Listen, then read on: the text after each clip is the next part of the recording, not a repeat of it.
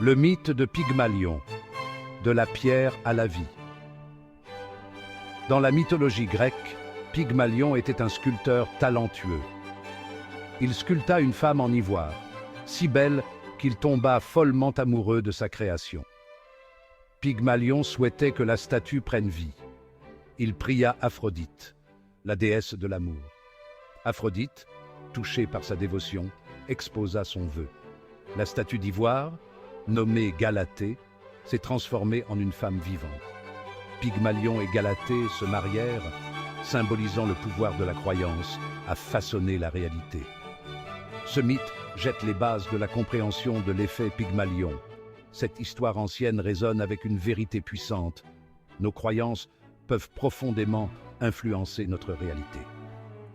Tout comme l'amour de Pygmalion a donné vie à Galatée, nos attentes peuvent façonner les gens qui nous entourent. Ce phénomène, connu sous le nom d'effet Pygmalion, a été largement étudié en psychologie.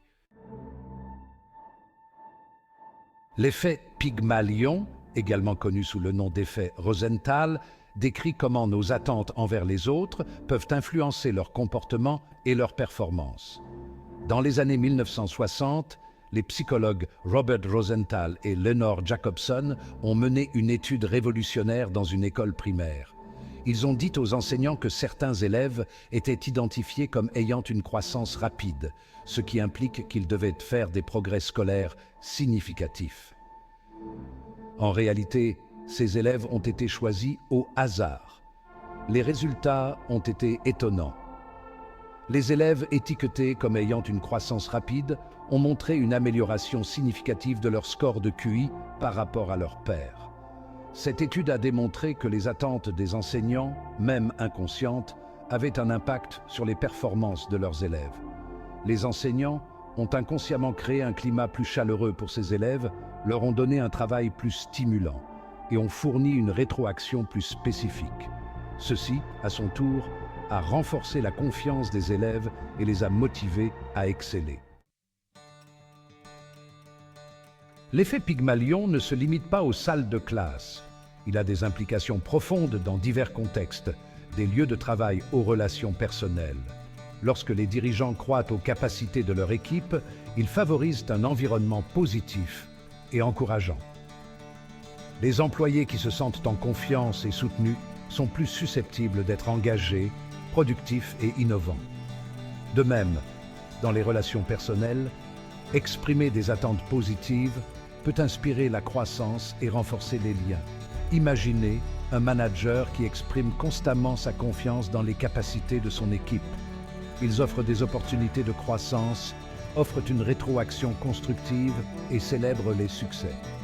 Ce renforcement positif crée un cercle vertueux, conduisant à une performance améliorée et à un environnement de travail plus épanouissant.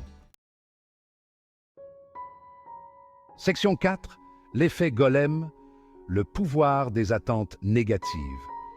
À l'inverse, des attentes négatives peuvent conduire à l'effet Golem, l'équivalent négatif de l'effet Pygmalion. Lorsque nous avons de faibles attentes envers quelqu'un, nous pouvons par inadvertance créer une prophétie autoréalisatrice. Nos préjugés négatifs peuvent se manifester dans nos actions et notre communication, sapant subtilement leur confiance. Cela peut entraîner une diminution de la motivation, une réduction des efforts et finalement une performance médiocre. L'effet Golem souligne l'importance de la sensibilisation et des efforts conscients dans la gestion de nos attentes. Prenons l'exemple d'un élève à qui l'on dit à plusieurs reprises qu'il n'est pas bon en mathématiques. Ce message négatif peut créer un doute de soi et de l'anxiété, conduisant à l'évitement et à une baisse des performances. L'effet Golem nous rappelle l'impact profond que nos paroles et nos actions peuvent avoir sur les autres. Section 5. Exploiter l'effet Pygmalion. Conseils pratiques.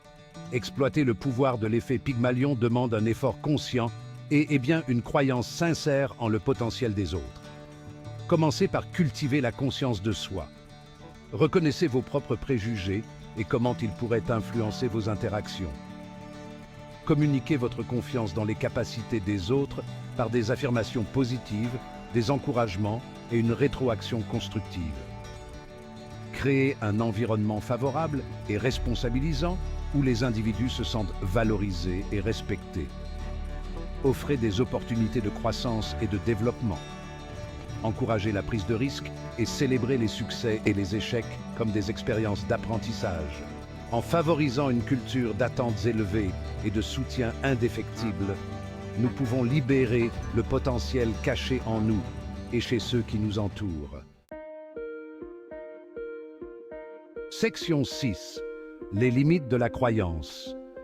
Une perspective équilibrée. Bien que l'effet Pygmalion soit une force puissante, il est essentiel de reconnaître ses limites. Ce n'est pas une formule magique pour un succès instantané, et cela n'annule pas non plus l'importance des efforts et du talent individuel. Il est crucial de maintenir des attentes réalistes et de reconnaître que la croissance prend du temps et du dévouement. L'effet Pygmalion est plus efficace lorsqu'il est combiné à un soutien authentique, à des ressources et à un environnement stimulant.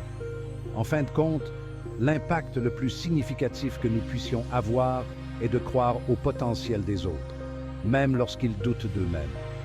En favorisant une culture de positivité, d'encouragement et de soutien indéfectible, nous pouvons créer un effet d'entraînement qui inspire la croissance, la réussite et un avenir meilleur pour tous.